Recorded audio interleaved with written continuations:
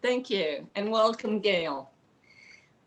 Today, I'm excited to hear from National Director of the Interreligious Foundation for Community Organizations, IFCO, and I want to start us off by sharing some of my own personal experiences with the organization. In the 90s, I was part of an organization called together by Paula called the Coalition in Solidarity with Cuba. One day we heard about this group called Pastors for Peace, a project of some Harlem-based organization called IFCO that was setting off with a group of 95 people, including 5 Cuban Americans, to challenge the illegality of the blockade by civil disobedience, an act that could potentially give each one of them a 10-year prison sentence and a $250,000 fine. Unlike future caravanistas on future caravans, they had no idea whether or not they would be arrested. Turns out they were not. IFCO Pastors for Peace had a winning strategy, forcing the US government to either arrest 95 people or their African-American Baptist minister, causing the draconian travel ban to become front page news, or just let them go by, allowing a precedence of non-enforcement to be set against it.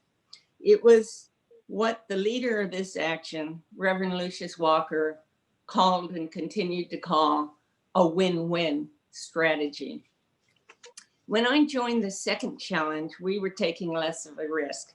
For one, we had the precedence of the past, the caravan of the year past, but also we had over 200 people. I have been on what is known in Cuba and here as the U.S.-Cuba Friendshipment Caravan 4 times, 4 of my 9 times to what you probably all know by now, it's my favorite country, my obsession. So why is the caravan my favorite way of going to Cuba?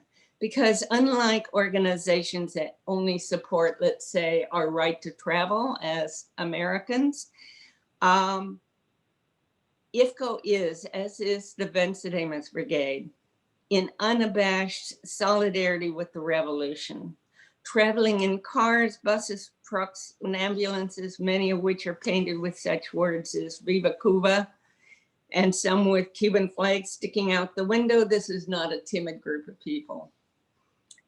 And IFCO is the first to publicly defy the blockade, the travel ban, and risk so much. For most of the years, the friendshipment was an actual caravan which would lead over 10 or so routes, stopping each afternoon along the way to some church or community center to make a presentation, a send-off to the next stop. But when it became a matter of seeing money that could have gone to humanitarian aid for Cuba, going instead to help out broken down buses on the way, along with the added risk of traveling through Mexico in these troubled times for them, we ended up with a fly into Mexico alternative. Caravanning, sleeping in homes of supporters or on floors of churches, meeting some of the finest people on the route. I do miss that, but we still start off the gatherings with coming together to become a cohesive and knowledged group before we head off to the island. And this last time we met with Mexican activists who are doing extraordinary, amazing things, alternatives with communal living. And some of my favorite caravan memories. Staying overnight on a Marine base with a family who volunteered through their church to take us in. Forming a human chain over the Mexican-US border passing humanitarian aid from a bus that US officials said could not cross with the donations to be reloaded after the emptied bus crossover, with me silently saying, with each package was passed from one group, one person to another. Take that for what you did to the people of Nicaragua. Take that for what you did to the people of Vietnam. Being at a chain link fence on the other side of Reverend Walker and those Carolfrances who were on a hunger strike until the US government allowed the other little yellow school bus to go through. Caravanning through Mexico and receiving halts of support, Carolfrances forming a human chain to unload donations from buses to help the Mexican dock workers who were donating a day of their time to load them onto Cuban ships. Flying into Cuba on Cubana Airlines with cheers when we landed.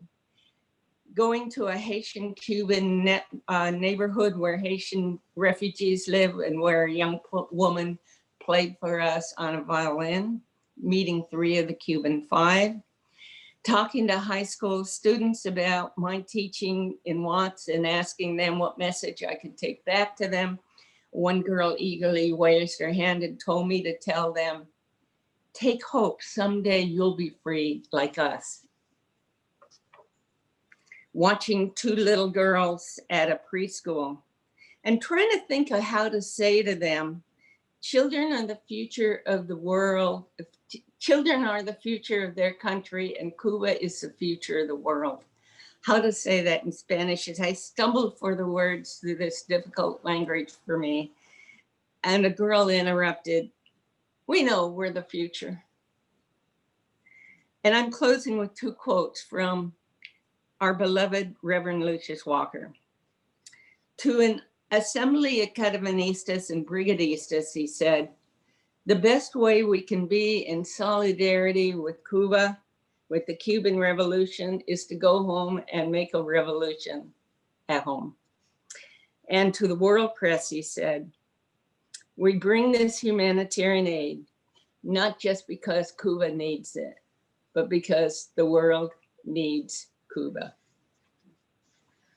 And now let's make our transition to Gail. And Gail, if you would,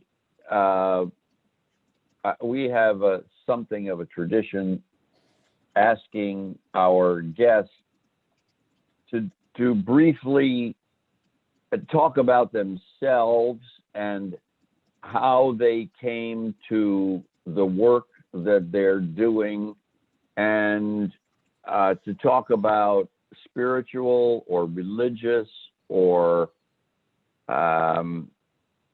emotional connections that they feel in their lives that inspire the work that they're doing and have brought them to the place where they are now. No pressure. I just toss that ball to you, and there's no obligation, but if you feel comfortable telling us how you came to be here and take us up to the point where you begin to share with us about what IFCO Pastors for Peace is doing. It's time for Gail Walker. Okay, great. Thank you very much, Dave. Can you all hear me okay? Okay, you're great. You're a tiny bit soft, just a tiny little bit low in volume. I'll try to speak a little louder. As I mentioned, I'm kind of in it's not an ideal space. And so there's truck traffic, and I'm hoping it doesn't, that's why I've got the headphones on. Hopefully that will allow you all to hear me. But if not, just signal and let me know and we'll make adjustments. But thank you, David. Thank you all for this great opportunity to be with you. I guess my response to your invitation, Dave, is to say that I came by the work that I'm currently doing now as director of IFCO, to a certain extent by birth. My father was Reverend Lucius, passed away in 2010, worked together for many years. My training is in media journalism, so I went to school and came back and talked my way into a job. I told them they needed somebody to do the newsletter and to get the word out. I had studied communications and sociology, and but knew about IFCO just by virtue of hanging around with my father primarily, but also my mother, who was a community worker. She was a nurse, activist, somebody who, in her own right, was really committed to giving back to the community. My father was also the pastor of a church. My mother was very involved in the church, American Baptist Church. I was a sometimes attendant, but that didn't really strip away my faith commitment, my belief, that path anyway of really being focused on issues of social justice. And so as a kid doing collating and, whatever for a bag of chips and a thing of juice, that was the pay. We're accustomed to kind of doing community organizing, even as a youngster.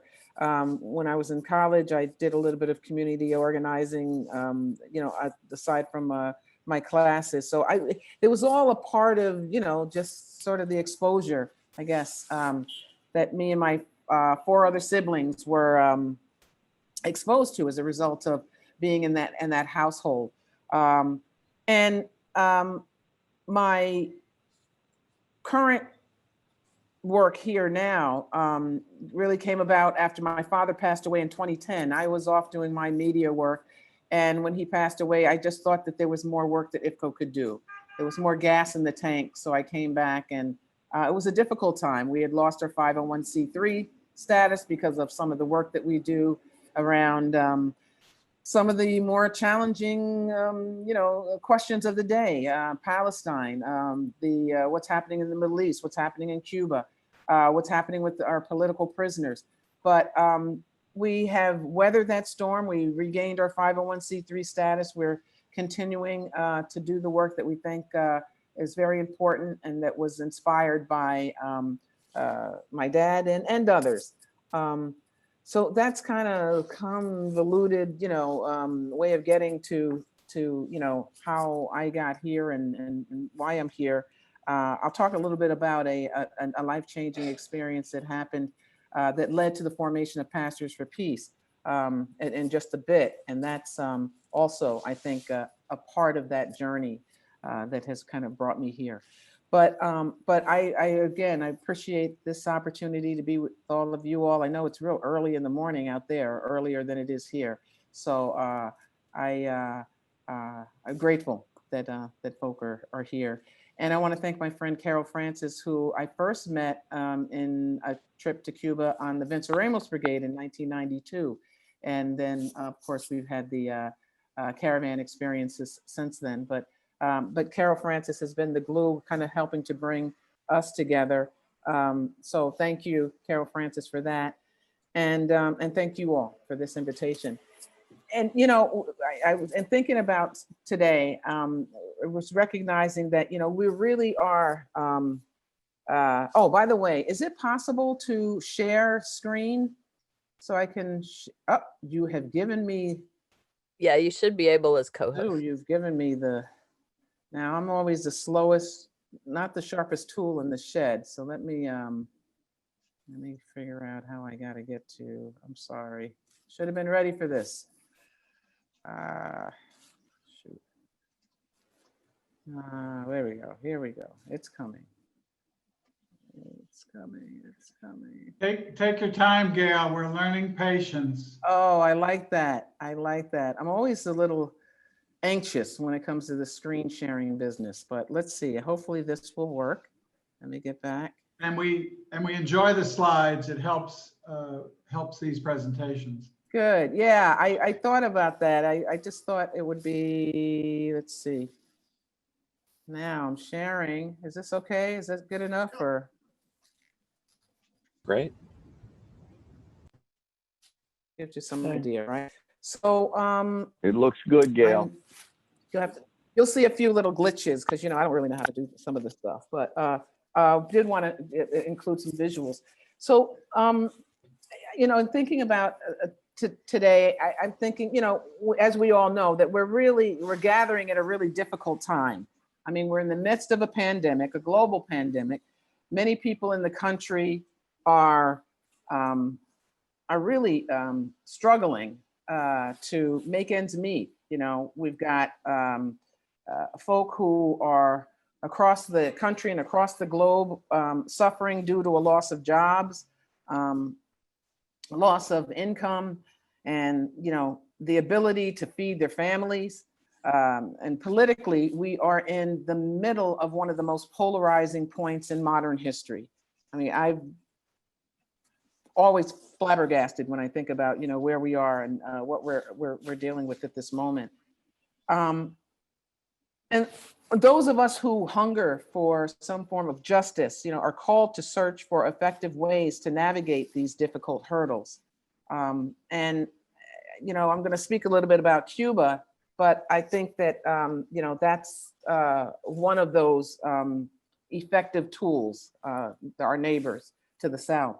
But like Interfaith Communities United for Justice and Peace, IFCO, the Interreligious Foundation for Community Organization, is committed to social justice and building a more just and equitable world. We have engaged in that work on the local, national, and international level, including supporting the rights of women and children, and workers, supporting the enfranchisement of our First Nation family members, farm labor organizers, and political prisoners, from working to improve economic conditions for Black people in the US through the National Black Economic Development Conference, which resulted in the Black Manifesto, calling for reparations for Black people in the US, to resisting the violence of the Ku Klux Klan and white supremacists, a theme that we're clearly engaging with, whether we like it or not, in the present day. To educating and fighting US repression in the US and abroad. We've done that in South Africa and parts of the Middle East, Central America, and the Caribbean. It's a 53-year-old organization, so it's sometimes hard to synthesize, who we are, but that gives you at least some general broad strokes. And some of you may know the history or the story behind IFCO, but allow me briefly maybe to share a little bit about our history. IFCO was founded in 1967 by my father, the late Reverend Lucius Walker, and other faith leaders and community activists as an institution aimed at creating opportunities for the disenfranchised to find sustainable solutions to a variety of societal challenges confronting communities at the grassroots. The first national foundation controlled by people of color, IFCO served as a link between predominantly mainline houses of worship and grassroots community groups conceived of and run by people of color. And IFCO's work has reached beyond the US borders, as I mentioned. In the 70s, IFCO was engaged in support of African liberation movements and the fight against apartheid. In the 80s, IFCO took on efforts to educate those in the US about the reality in Central America during the campaign of so-called low intensity warfare. And I like to say that really slowly because it's a real misnomer, right? Low intensity warfare. That was under the Ronald Reagan administration. Specifically, the deadly effects of the US government's foreign policy, which resulted in death and maiming of countless Central American civilians when he was really lifting up the support for the Contra, the counter-revolutionary forces in Nicaragua. and calling them the freedom fighters, the heroes. IFCO's signature Pastors for Peace project was born in Nicaragua during a study delegation that was traveling from Bluefields, the predominantly Black Creole-speaking region of Nicaragua, back to the city of Managua. And our study delegation, along with 200 Nicaraguan civilians, were attacked by the US government-sponsored Contra forces. And for those of you, as I mentioned, who don't know, the Contra were the former National Guardsmen of Nicaraguan dictator Anastasio Somoza. They were supported with US tax dollars and notorious for instilling fear in the Nicaraguan population in an effort to discourage support of the ruling Sandinista party. And I'm going to show a couple slides, and I know it's early morning and they're a little gruesome, but I think it's important. I think it's important because it's an important part of the history of why we do the work that we do. So I wanted to just give that little bit of a warning. But on August 2nd, 1988, we learned firsthand that who the Contra really were. Traveling along the Rio Escondido on a pristine summer day, our passenger ferry was initially attacked with individual gunfire, followed by automatic machine gun fire, and finally heavy artillery that violently shook our little passenger ferry from side to side. In the end, 2 civilians were killed, 29 people were wounded, and one of the wounded was my father. And as he lay in the hospital, he prayed for a response to the terrorist attack supported by his own tax dollars, and conceived of a humanitarian aid project organized by the people of the US. And he named it Pastors for Peace, and dubbed it an alternative people-to-people foreign policy.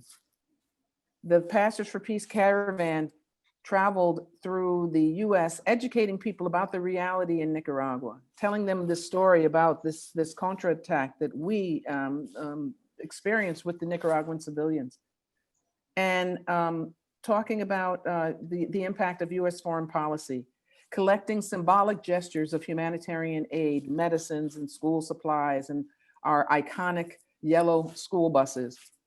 And the first caravan in a little rickety bus made its way to Nicaragua 6 months later on Christmas Eve of 1988. 4 years later, at the request of our friends in Cuba, we organized our first French shipment caravan in 1992. And we've been organizing the French shipment caravans to educate people about the reality in Cuba and to stand in solidarity with our Cuban family ever since.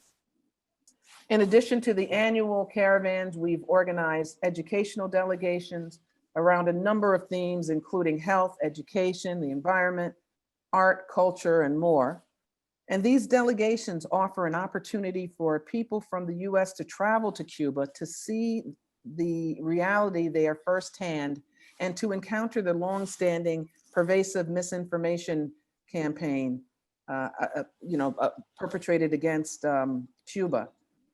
For the past 28 years, IFCO has worked to oppose the US government's longstanding immoral and unjust blockade of Cuba. And for more than 60 years, the US government has maintained a draconian policy of sanctions that have resulted in an incredible hardship for the Cuban people. More specifically, the punishing blows of this policy has caused death and deprivation for the people of Cuba, despite the US government's claim that the purpose of the US blockade is to help liberate the Cuban people. We have seen through our visits with our Cuban friends and neighbors, with the meetings, the opportunities to talk with people on the streets, that nothing could be further from the truth. Addressing the UN General Assembly, Cuba's Foreign Minister Bruno Rodriguez called the US blockade a flagrant, massive, and systematic violation of the human rights of all Cubans that has caused incredible damage, human damage. He called it the main obstacle to the economic and social development of our people. And according to the foreign minister, More than 70%, 77% of Cubans have suffered under the blockade since the day they were born. So many people know nothing but life under the blockade. And that's why going to Cuba is so important, because we get a chance to talk directly with people and learn from them what it's true to live under the blockade.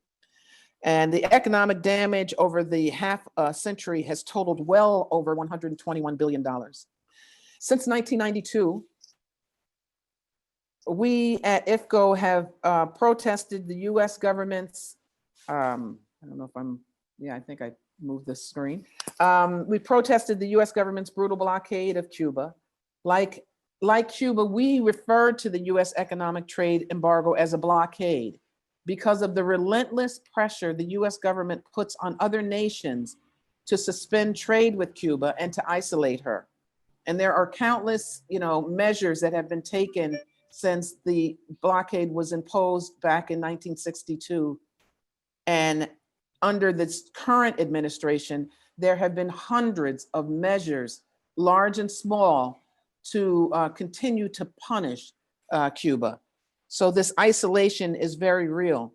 IFCO has worked to break the informational blockade on Cuba through humanitarian aid caravans, educational delegations, informational webinars. We issue a sort of a digital newsletter called the Cuba Buzz every week. It's a way to try to, again, fight the misinformation campaign. And I'm happy to make sure that anybody who's interested in receiving the Cuba Buzz to share information about how to do that. But, so the question often is raised, so why do we do this work? What brings Cuba IFCO to the table? And frankly, it's a matter of justice.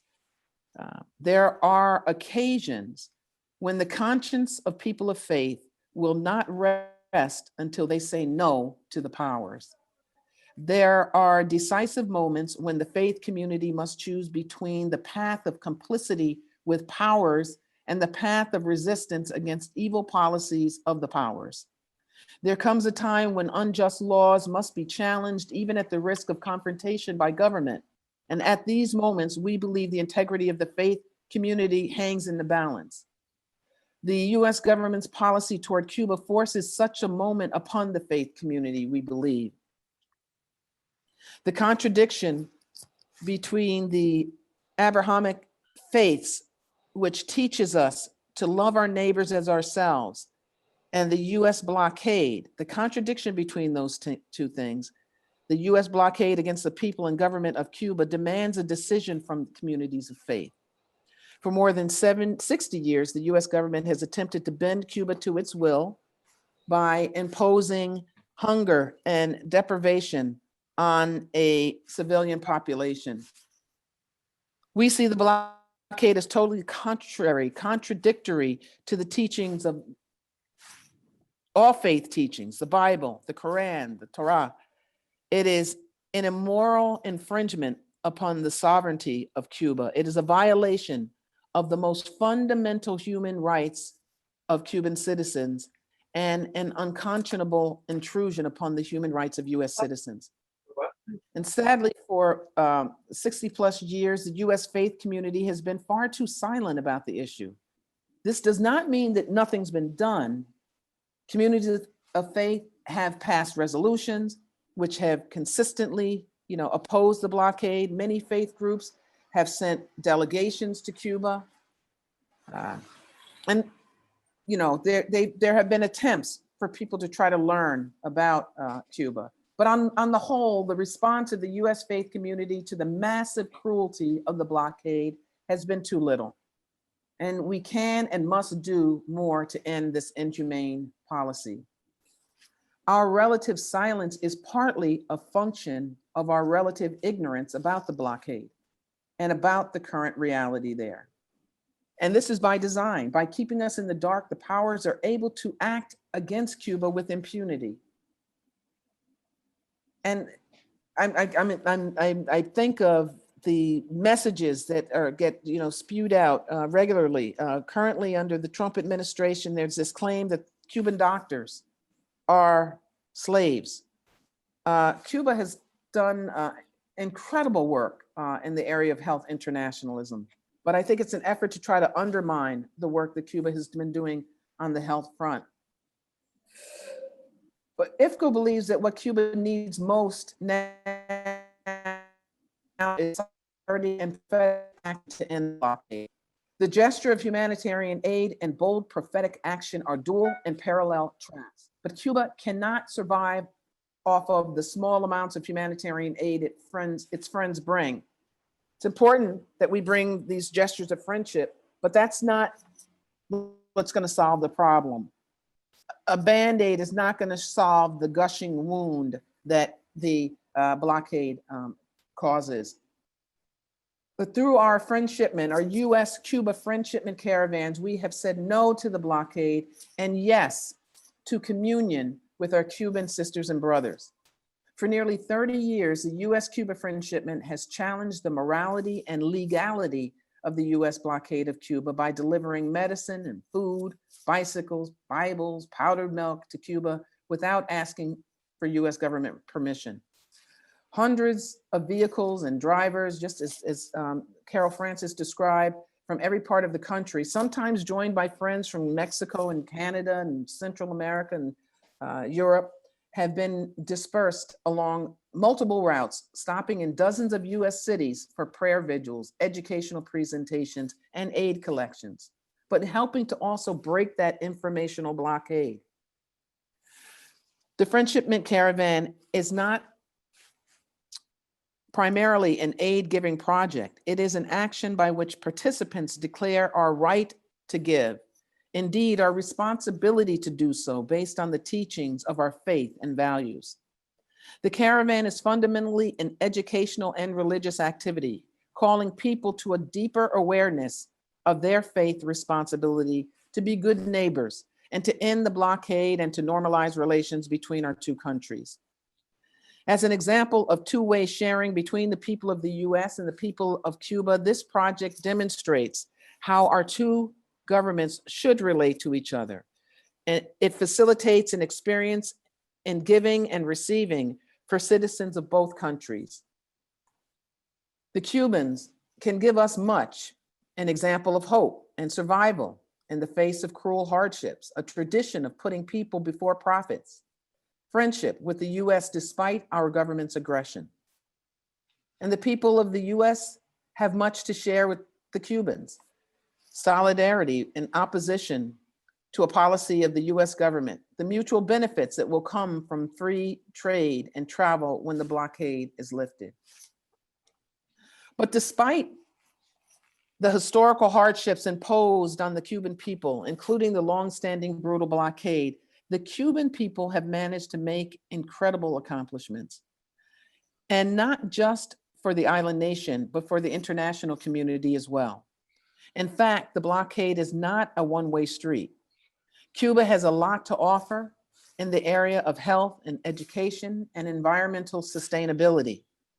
When other nations like the US are exporting weapons, Cuba is exporting doctors. Many of you know that Cuba has sent medical brigades to almost 4 dozen nations since the pandemic began. We've seen plane loads of Cuban medical professionals in China and Italy and South Africa, Suriname, and many other countries, all of them risking their lives to help fight this deadly virus. And there was recently a campaign to push for the Cuban doctors to receive the Nobel Peace Prize.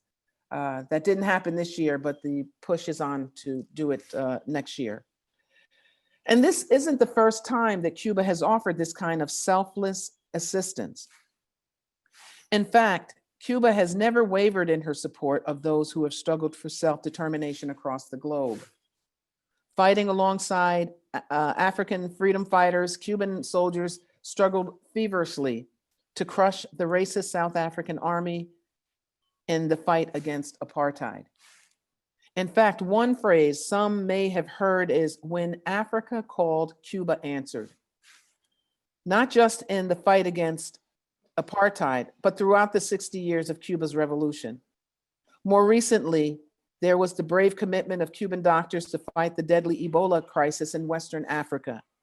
But historically, Cuba's international reach has stretched much further than Africa. Cuba has historically exported doctors, nurses, and in some cases, engineers to offer a critical lifeline wherever disaster struck. From the devastating hurricane in Nicaragua and Honduras to the catastrophic earthquake in Haiti, from the horrific Chernobyl nuclear disaster in present-day Ukraine to the deadly tsunami in Indonesia, Cuba was there. She was there in Mexico and Puerto Rico and Brazil, and the list goes on and on. And Cuba has also successfully manufactured medical treatments that the world can benefit from, including those in need here in the United States, despite our government's 6 decades long policy of sanctions against Cuba. There's, as an example, the vaccine Simovax, which targets a growth factor in cancer cells in a way that can arrest the spread of lung cancer. Another treatment that Cuba has manufactured is a drug for diabetic foot ulcers called Herbiprot P that prevents the need for amputations by accelerating the skin's healing process, closing a wound safely over the course of about 3 months. And this is not just a political debate. This is a potentially life-saving issue. Annually, tens of thousands of US adults with diabetes have lower limbs amputated. And studies show that amputation is linked to an increased risk of early death. This is a treatment that could help address this problem if there were improved relations. And today, Cuba has taken on coronavirus, as I mentioned. Cuba is successfully administering the human recombinant interferon alpha 2B for COVID-19 patients. Cuba has deployed healthcare professionals to more than 35 different countries to help fight this virus. So there's tremendous gains that we can all make if the relations were improved. Another gift that Cuba has given the world is ELAM. ELAM is a Spanish acronym for the Latin American School of Medicine. ELAM has trained tens of thousands of doctors from across the globe, from more than 125 different countries, including the United States. Our organization, IFCO, is really so pleased and blessed to be able to facilitate the recruitment of young people from the United States to study medicine in Cuba under a full scholarship, with the only promise being that upon graduation, they'll return to the United States to share their expertise in medically underserved communities. To date, there are nearly 200 US graduates of Cuba's Latin America School of Medicine, many of them practicing here in underserved communities where they're needed most. And this gift is having a tremendous impact. Indeed, the seeds that the scholarship program has planted are bearing fruit. As many of us work to revolutionize healthcare in the United States, which it desperately needs, it is indeed a blessing to have Cuban-trained doctors working in some of the most underserved communities across the country. And that commitment on the part of the graduates is being put to the test, and at a time when we need it most during this coronavirus pandemic. Historically, no matter how old any of us are, we in the US have often only heard negative information about Cuba. And that negative image of Cuba has permeated just about every aspect of life, making it challenging for an alternative narrative to rise to the top. The truth is that Cuba is not the evil villain that some attempt to paint it as. The human responsibility to choose or refuse to obey the powers is primal and inescapable. The question of responsibility in the face of immoral public policy has always challenged people of faith. But the examples of prophets, saints, heroes, and sheroes of our struggle call out from the pages of history to reassure us that God does stand with us when we say no to the powers. There are many examples in history. During slavery in the US, those faith leaders and institutions which said no to slavery were often ostracized, found strength to help end one of the darkest nights in this nation's history. Many clearly wished that Karl Barth and Walter Niemöller had spoken earlier and more forcefully against Hitler's drive to power and his genocidal anti-Semitism.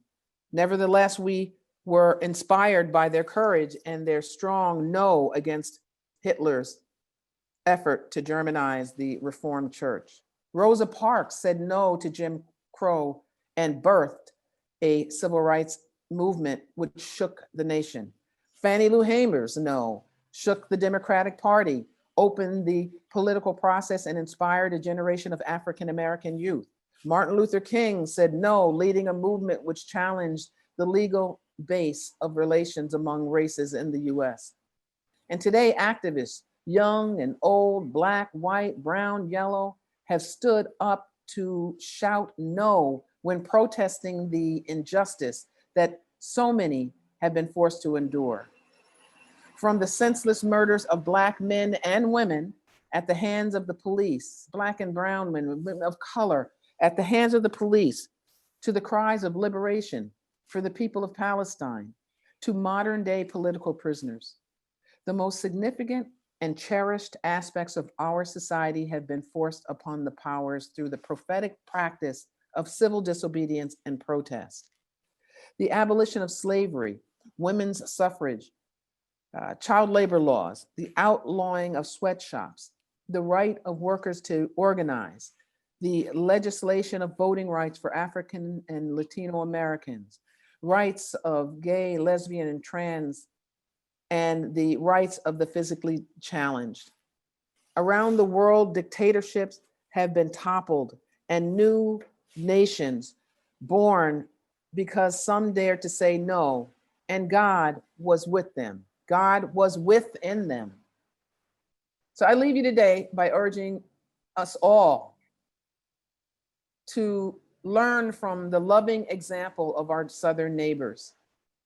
In short, at the end of the day, our world may be quarantined, but our faith and our conscience teach us that global friendship, love, solidarity, and partnership are not. Thank you very much.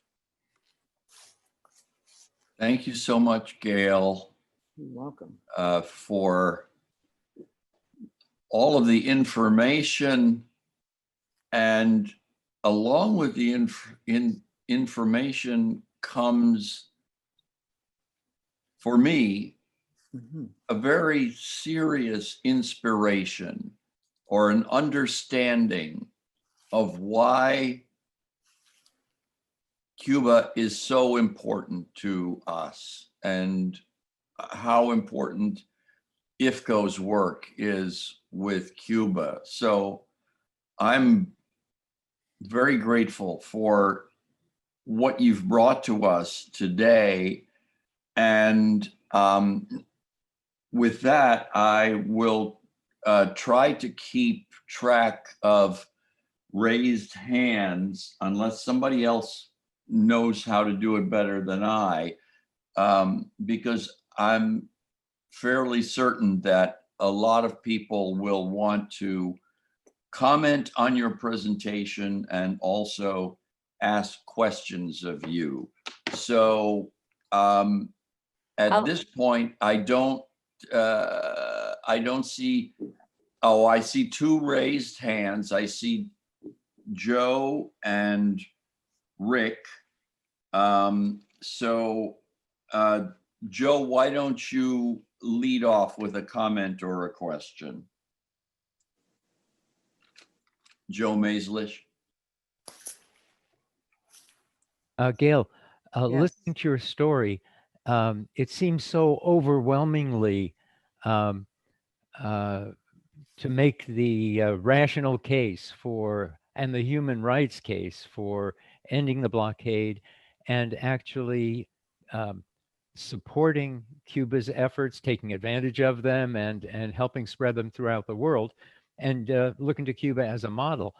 As I listened to you, it's kind of interesting. You talked about Cuba as her, and that reminds me of my kind of thoughts about this from back in the 80s, that what we're dealing with here is a case of domestic violence and stalking.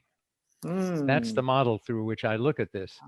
All the same things, trying to isolate the rebellious or escaping spouse, and repeated invasions, threats, trying to get others to join in the blockade, not to employ her, for example, all of that. That's the model. And so part of the campaign, I'd like for us to examine the madness that has infected US political culture for ever since.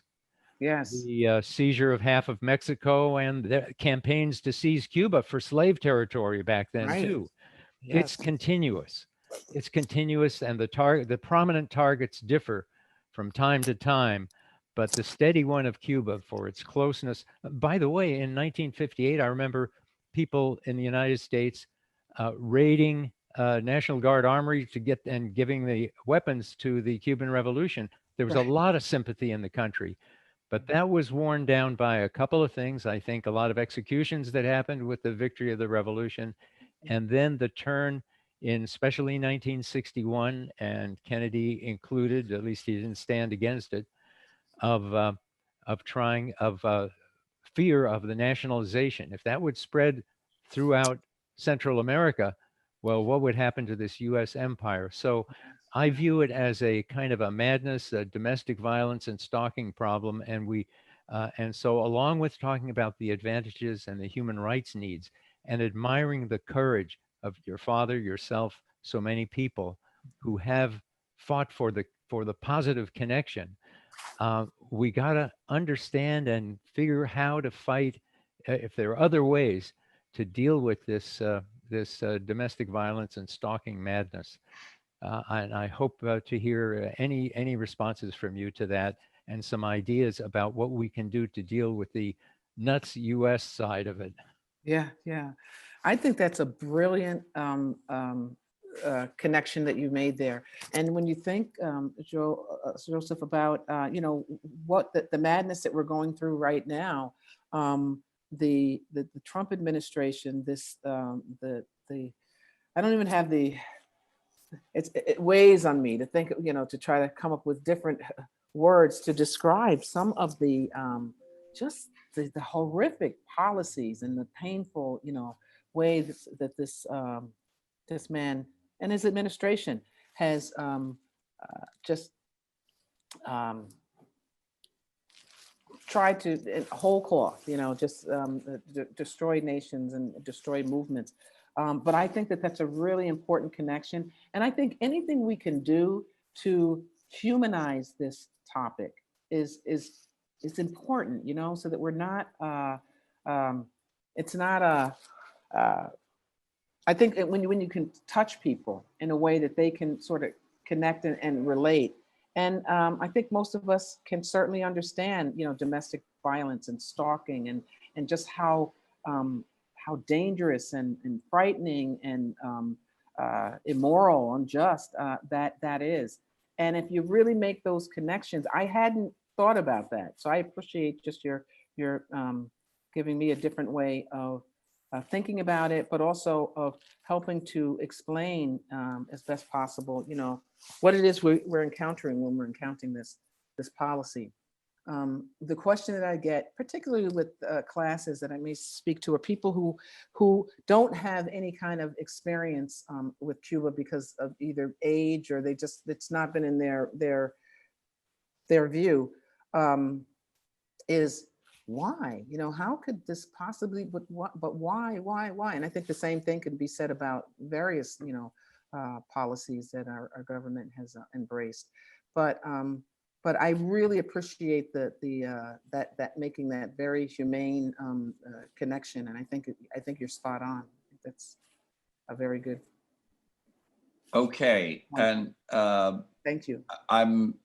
it's I believe it's 9:09 according to my computer, and we have several hands raised. So I'm just going to ask people as I call on them in order to keep your comments and your questions as brief as you can, so we can hear more from Gail and get to everyone who has a question. Next on my list is Rick Banyalis. Thank you. And Gail, thank you very much for the presentation. It was very informative, and I feel, I feel a very big connection to Cuba.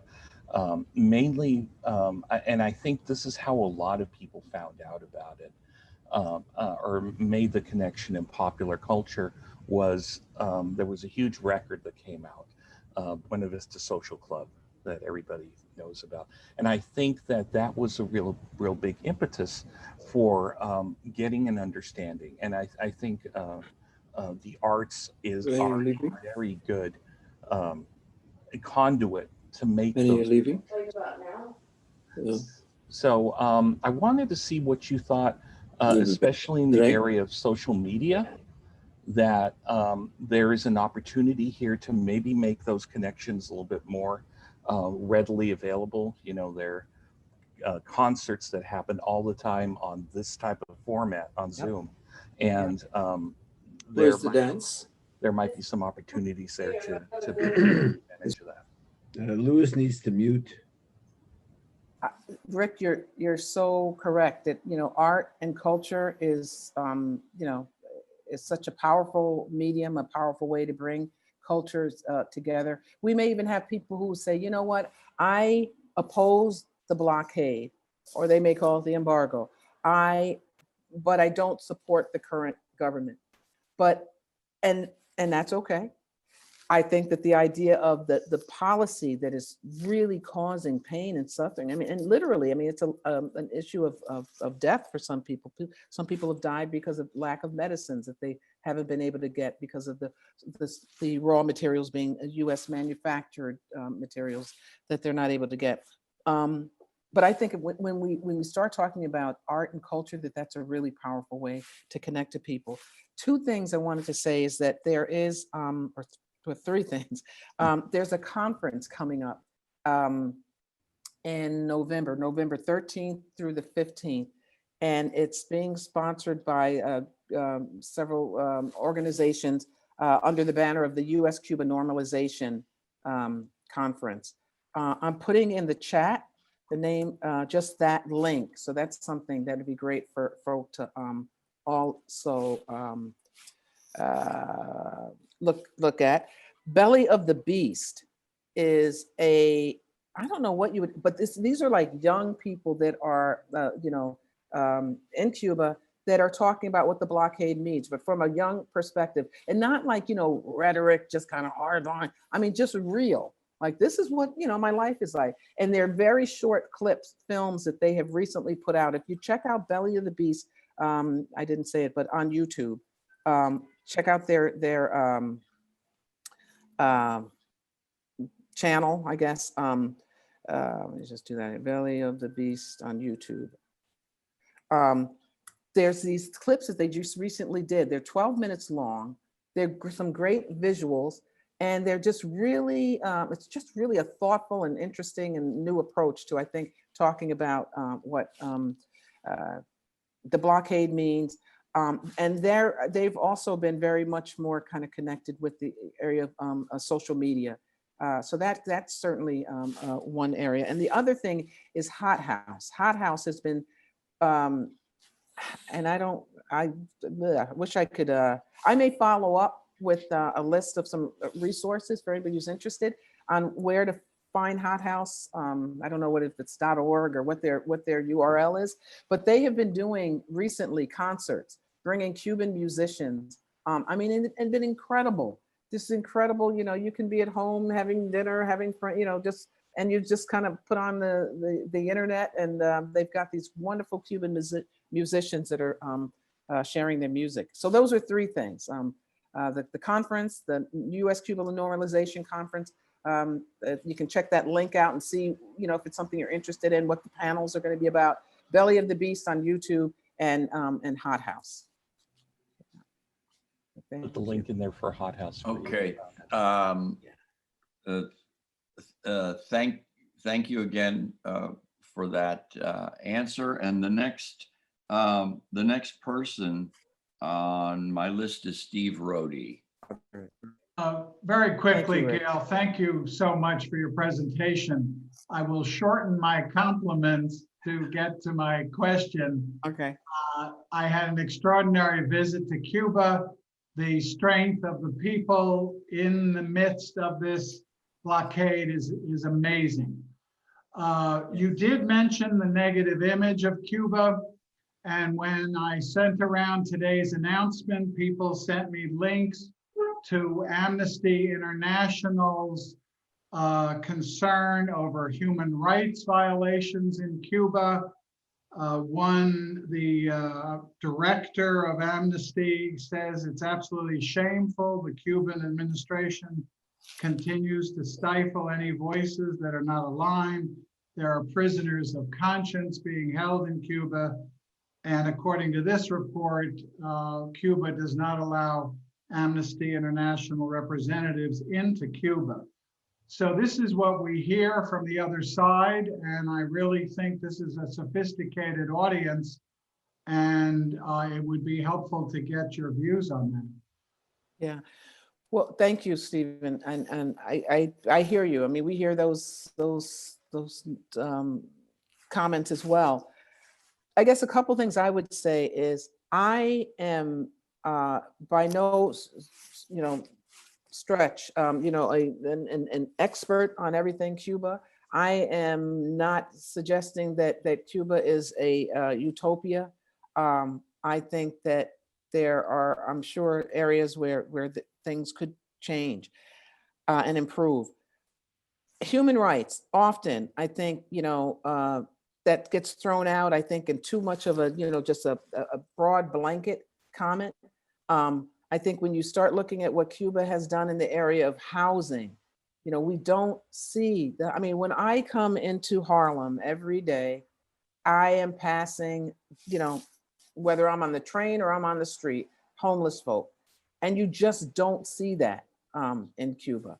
I think the fact that people have homes, that they may not have a whole big variety of things that they can eat, but they've got food. So that whole, the pictures I was showing of the food lines or people waiting at food pantries, it's just not it's not a reality in Cuba. And I think when we start talking about human rights, we need to really talk about it in that broader context as well.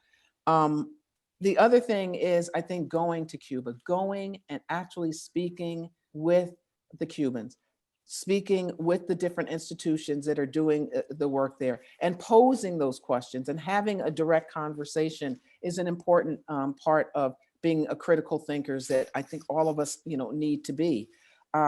So my encouragement would be to whether through delegations, we organize them.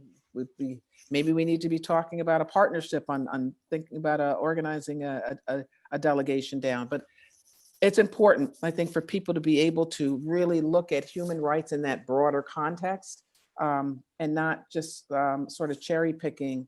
There may be the issue of a particular person.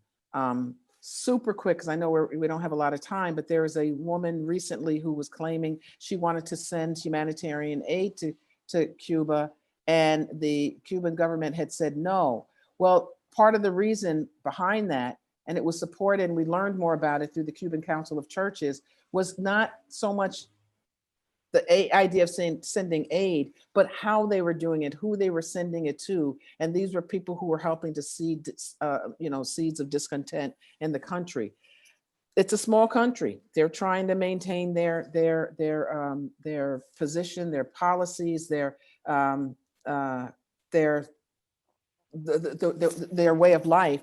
And I think it's a little complicated when we just speak broadly about and imposing what maybe we see as human rights abuses here in the United States versus what Cuba is trying to deal with in, when it's under this long-standing pushback by the U.S. government.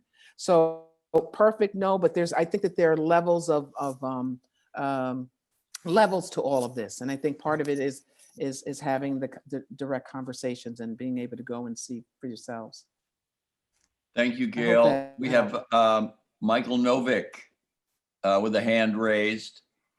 Yeah, I'll try to be quick. One thing I want to emphasize is that the U.S. policy towards Cuba is not just the blockade and embargo, but a long pattern of aggression and violence against Cuba, of protecting right-wing terrorists who have bombed a civilian aircraft, Yes.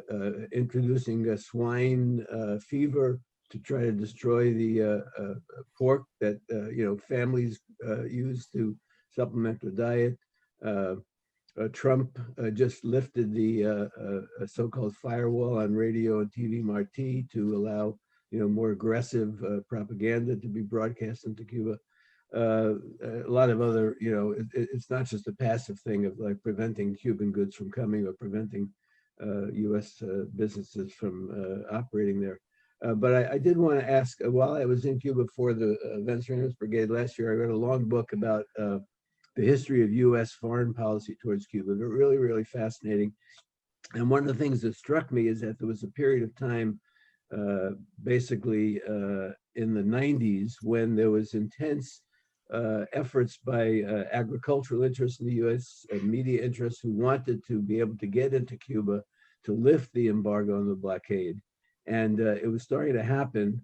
And then the Republicans flipped the House and defeated a couple of senators. I think there was a difference in, I'm not no advocate Democratic Party whatsoever, but I think there's been a difference in the Democratic Party in the congressional versus the presidential. And so when that happened, Clinton had this whole thing about triangulating and trying to be to the right of the House Democrats in particular, and signed off on intensifications of the blockade and embargo that took place at that point, criminalizing some of the efforts and so on.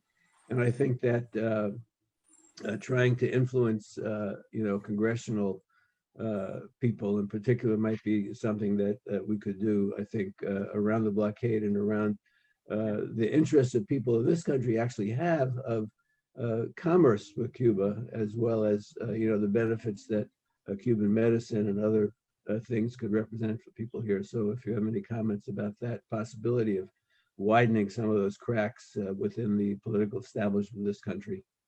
Yeah. Again, super quick. There's a museum just on your first point. And I'm trying to struggle with the name. Denuncio Museo, like Denouncement Museum. Anyway, it really highlights all of the various attacks over the years that Cuba's had to endure. Anybody who goes to Cuba, I mean, you have to go see this museum. Again, when I'm not in a rush, I'll get the actual name and maybe you can share that with the organizers and that can be shared with everybody. I think you're right, Mike. I think that there are a lot of folk within our circles who don't think that, talking to, politicians is what they want to do. The reality is the only way that for this thing to be ended is for it to be an act of Congress. We can thank Bill Clinton for that.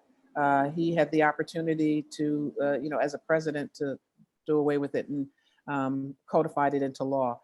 But I think making, finding friends in Congress is always important. We have some. I think we need to build upon those who disagree with this policy. Jim McGovern from Massachusetts, Karen Bass from California, Barbara Lee. There are folk out there, and I think it's important to continue to expand upon those kind of relationships and to encourage them to do what they can do from a legislative point of view. Ultimately, I mean, I'd love to see there'd be enough push and juice behind a real effort to eradicate the embargo, the blockade once and for all. Unfortunately, I don't think we're quite there, but I think, we got to keep pushing. So I agree. It's important, an important part of the work as well. I have John Forney, Carolfrances, and Grace on the list of raised hands, but I would like first to consult with Susan Stauffer and Steve Rohde about whether we should extend the forum for a few minutes or whether we should move right to announcements and our final circle. I think that's a Steve question. I'd recommend 30-second, three 30-second questions, and Gail wrapping up, collecting all those questions and doing it that way. Okay, and I Okay, could so be more we're brief in going my to, reply. okay, so we are going to go from John to Carolfrances to Grace, and then we'll hear a response from Gail. Please keep it as brief as you can. First with John. Since Trump has ticked off many of our allies, plus a whole lot of other people, are there other countries who, in fact, are ignoring the blockade and getting needed materials into Cuba? That's a great question. Carolfrances. Carolfrances. Unmuting. Yeah, Gail, fantastic. What can I see you, JP, do with you? I mean, I like the idea of co-delegations to Cuba, the interfaith aspect, meeting Muslims and Jews and Christians there. How do people get the buzz?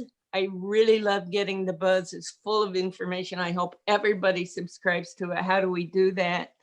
And how do we get the words? Can you like send us or put in the chat the link to your, what do you call it? PowerPoint or whatever you call it. Oh, okay. That you showed. Okay. Thank you, Carolfrances. And finally, Grace. Thank you, Dave. And thank you, Gail, for that very, very informative and good presentation. Sure appreciate it. Mine is really actually just a quick comment. Before, just to put into historical perspective, just very quickly, before I went to Cuba, I started reading all kinds of stuff, and especially novels too. And so coming back to the Rick Banala's issue of culture and how that informs us. But we can't forget that one of the main reasons the US got mad at Fidel Castro was not because of, any bad communist thing. He wasn't a communist at the time. And in fact, it was money. It was absolute money, and that Cuba was a playground for all our people through the mafia and all those relics are there of that time. So it's a capitalism thing. It's a greed thing, and it was a personal playground, including John F. Kennedy and, very important people in our history. So we can't forget that part, and that it pushed Fidel to turn to, quote unquote, the communists to help him survive this onslaught.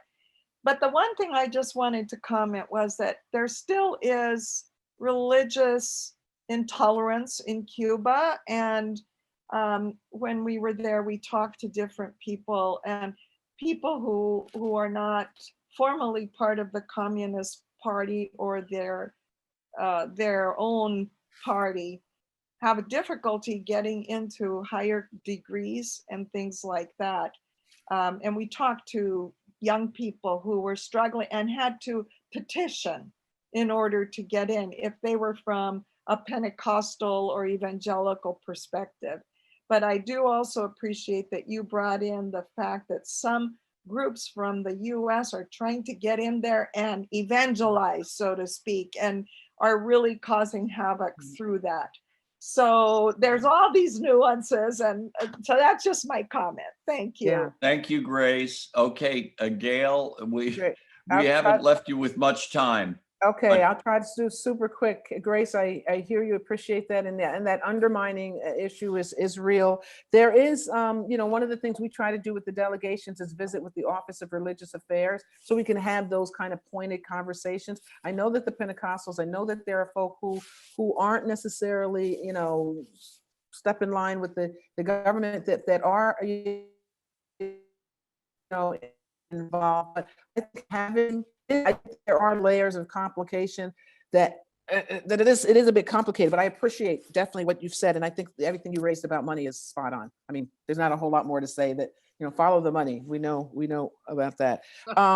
John, I think the UN vote. Every year the United Nations votes to condemn the blockade, or has for the last 20 some odd years, and there are a number of different countries that come out and speak very positively in favor of Cuba and against the blockade.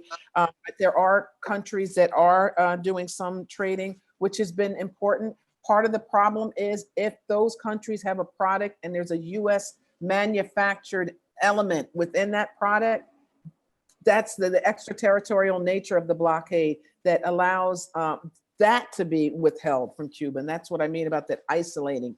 And I really appreciated Joseph's analogy of the abuse. I wanted to say my youngest son went there with his girlfriend, and they had a marvelous time before Trump shut the whole thing down. Yeah. That's important, and I think it's important for us to continue to go. And Carolfrances, I'm sorry. The buzz, I just put a little link in about how you folk can, if you send your name and just a little note, hey, sign me up for the Cuba buzz, send that to Emily Thomas of our office at IFCO at ifconews.org. I'll let her know that she may be getting some messages about that. The PowerPoint, I'm happy to follow up. Who should I follow up with? Would it be Carolfrances or with Susan or with whomever about any of these things? If I can get the name of the museum and the name of the hot house. Thankfully, Rick got the link there. And the PowerPoint. I think the other things I pretty much figured, but those resources, what's the best way to follow up? And they can You're be supposed to Darren. Carolfrances, and then she'll spread them. Okay. Okay. Yeah. Okay. I'll do that. Great. Yeah. And I think the idea, I would love to continue the conversation about ways that we can connect. I see you, JP and IFCO. Real fast, we're organizing a thing called acting by faith. So trying to figure out, how is it, through our faith commitment that we continue to do, justice related work. And I think that this is a place where we may be able to collaborate as well. Okay, well, thank you, Gail. Thank you for a wonderful presentation, and I think we should have you back every 6 months to report on what IFCO is doing and the current conditions in Cuba. I would like to hear from you again.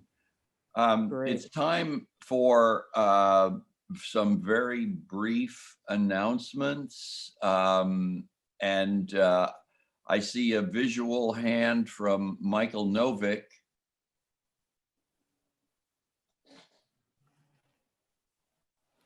I'll be quick. If there are people who are going to in-person activities, there's a bunch this weekend tonight. Refuse Fascism is doing a concert and film showing in Pershing Square. Concert at 5, film at 7. Tomorrow, Saturday, there are 2 events. One is 10 a.m. to 2 p.m. The Labor Community Strategy Center is doing a block party by their place on Martin Luther King Boulevard near Crenshaw, 3540 Martin Luther King. And the Black Lives Matter Youth Vanguard is doing an event that evening in the same area, Leimert Park, 6 p.m. at 3333 43rd Place, which is right near Degnan, I think, and the park. And during the day tomorrow, there is a national virtual town hall by Pacifica Fight Back, and put the link in the chat. If you don't have access to the chat, you can look at the Change Links website, change-links.org. There's an article about it with the link there. That's going to be a national town hall on fighting for democracy and committing to anti-racism at Pacifica. There's 2 speakers from Black Lives Matter Houston and Joanna Fernandez from WBAI, and be a very worthwhile thing. Again, that'll be at 3 p.m. tomorrow. Thank you. Great. Thank you, Michael. If anyone else is on camera, wants to raise a hand, that would be good. If you're on the phone. I'm sorry, Dave. Yes. Dave, I really apologize, but I've got to leave for another meeting.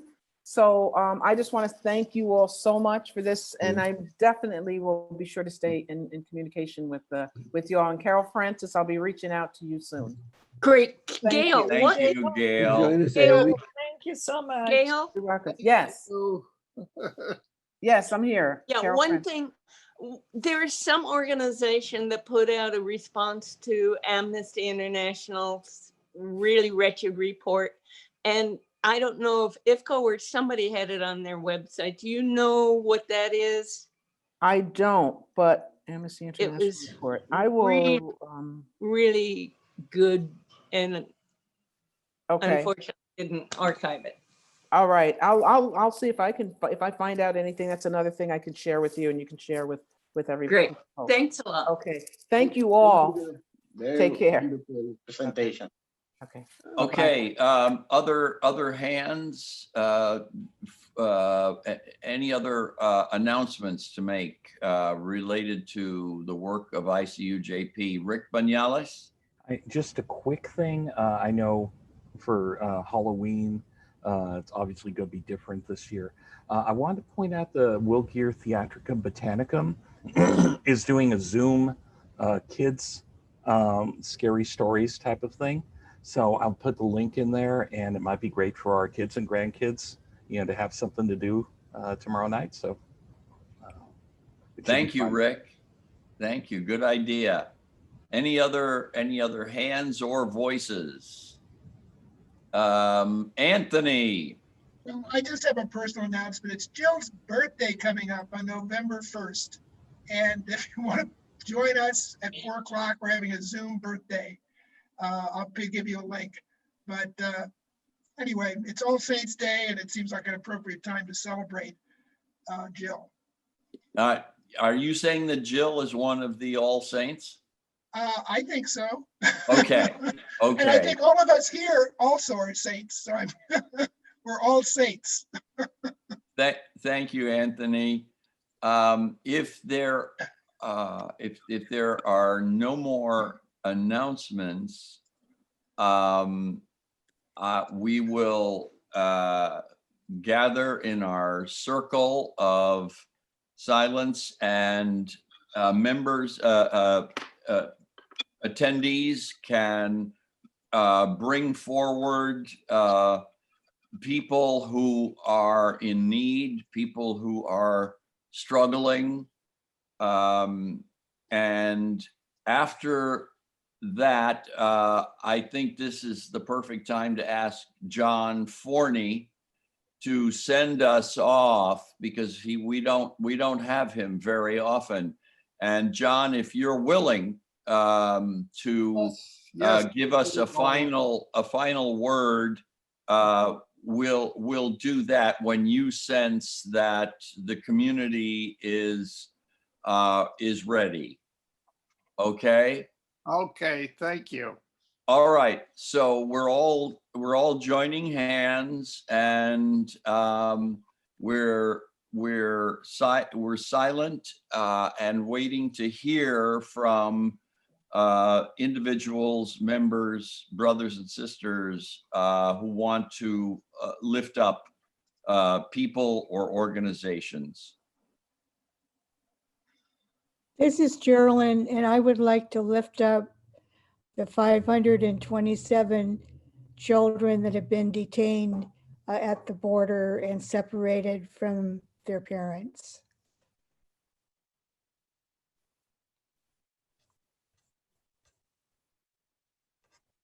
Yeah, I'd like to lift up the Cuban people and hold in our memories both Fidel and Lucius, two of my favorite people.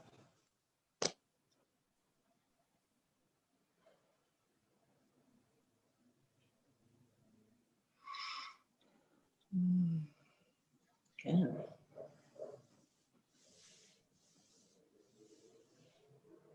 Okay, let's hear from John Forney. And thank you for attending today, John, and all best wishes in your work.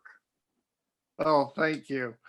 I'd like to have us keep in mind those who struggle with addiction. Addiction has risen 40-some% since this pandemic hit. And these are people separated from their communities, separated from their circle of support, and we need to lift them up. One of my good friends on Facebook says, "Oh, someone help us, please, please, anybody, Jesus, anybody." And I says, we've already been given the power. As the activists in New York said, we are the ones we've been waiting for. It's up to us. We have that power. So let us go forth in the spirit of that power and let the Holy One move through our hands, our voices, and our compassion. Amen. Thank you, John. And I will defer to Susan Stauffer and Stephen Rohde if they want to say anything about how we should leave the forum today, timing and method. I can be on for another few minutes if people want to hang out. If anybody wants to stay longer, I'll have to make a host. Well, it's been a delight being here, and I hope to join more frequently. We hope Yeah. so, too, John. Thank you, John, for those closing remarks. Thanks, everybody. Stay if you'd like to socialize. Otherwise, thank you to Dave for chairing and Carolfrances's reflection and Gail's presentation. Another superb meeting. Welcome back and see you next Friday. Goodbye. Thank you, everyone, for this very good presentation. Thank you. Really good to see you again, John.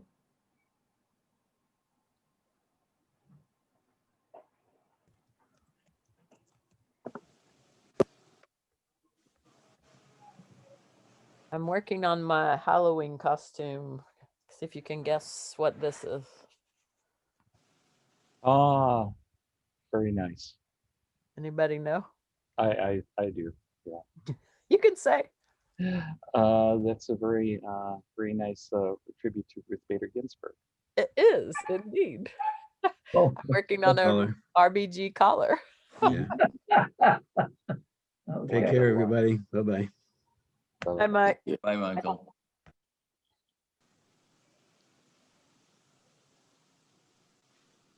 Carolfrances, thank you for bringing Gail to us. Yeah, she was fantastic.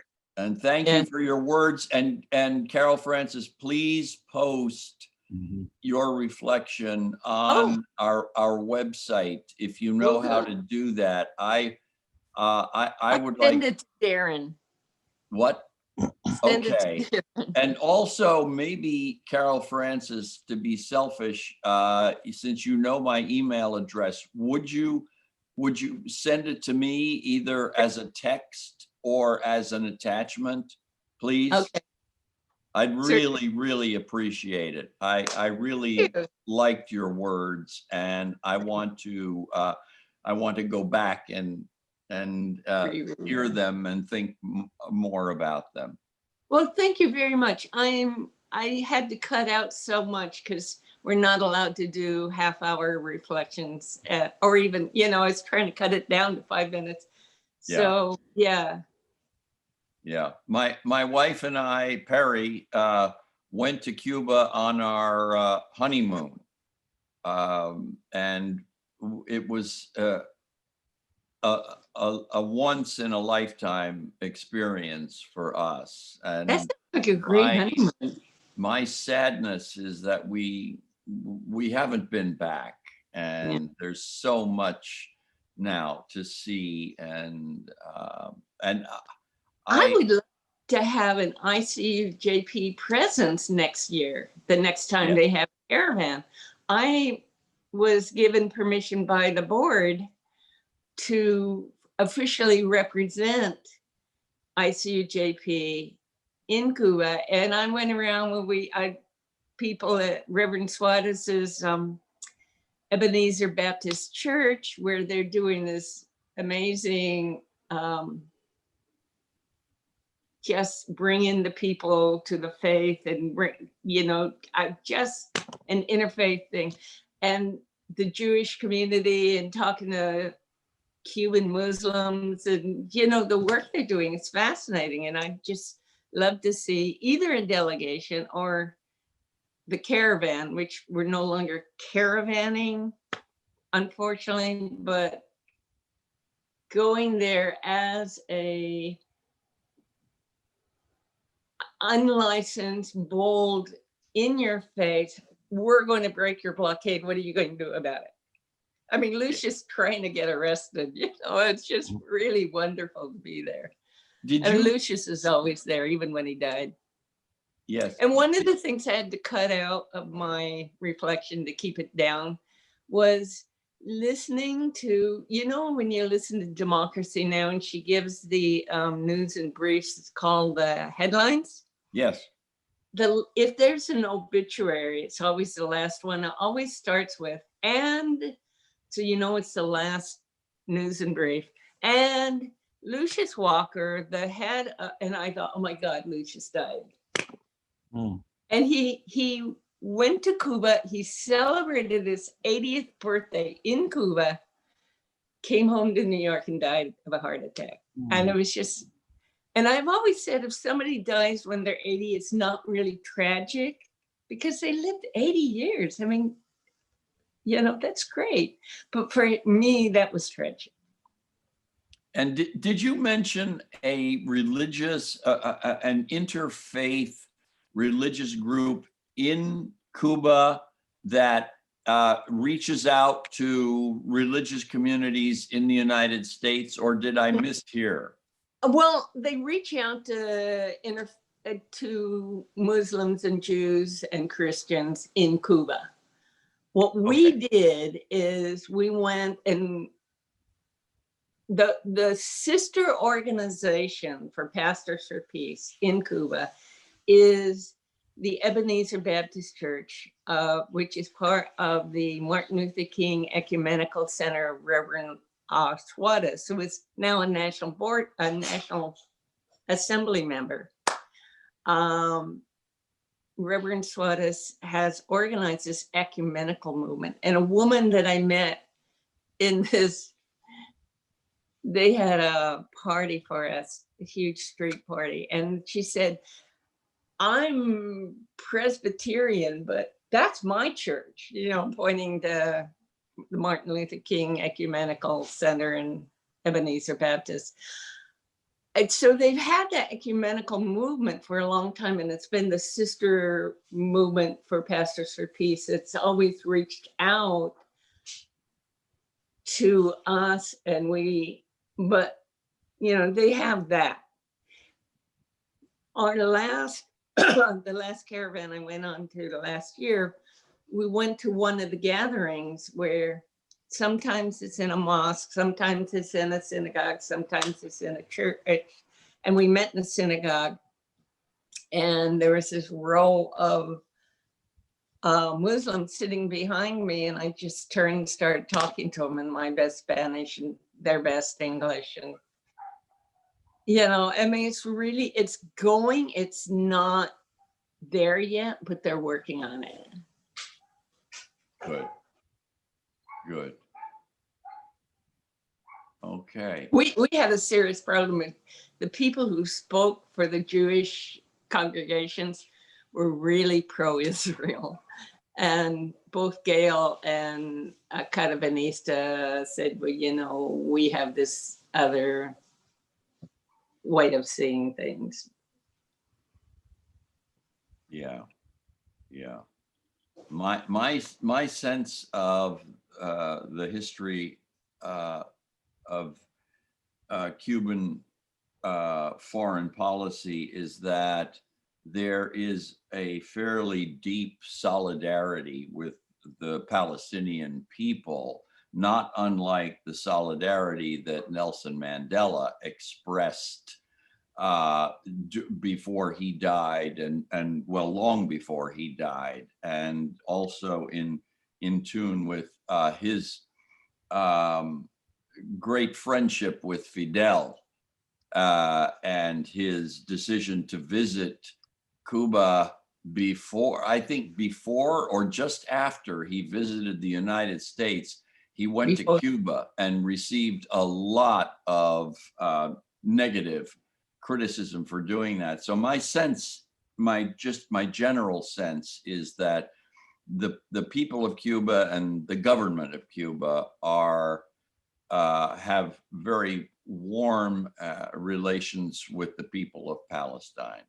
Yeah, yeah. Okay. Well, for one, Gail mentioned the UN vote, but she didn't give anything like the numbers. It started off a couple decades ago where there were like 3, I believe, countries. Yes, 3 countries that voted with the US. The US, and this is against a no vote on Cuba's bringing an anti-blockade message to the world, to the UN. The United States, Romania, and Israel. And the next year it was 4. The United States, Uzbekistan, maybe it was 3 and it was Israel. And the next year, some years it's the US and Israel. So Israel is the only country that always votes against Cuba in the UN. It's the US's only ally. And it started off being with most of the non-yes votes being abstentions, and then they wore away the abstentions.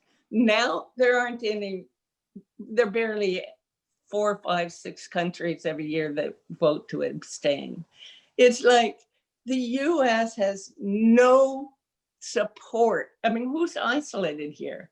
No support among the United Nations except for Israel. So yes, there is, for that reason, other than also the reason of solidarity with people that are being occupied and oppressed, that reason to be pro-Palestine and hostile or negative about Israel.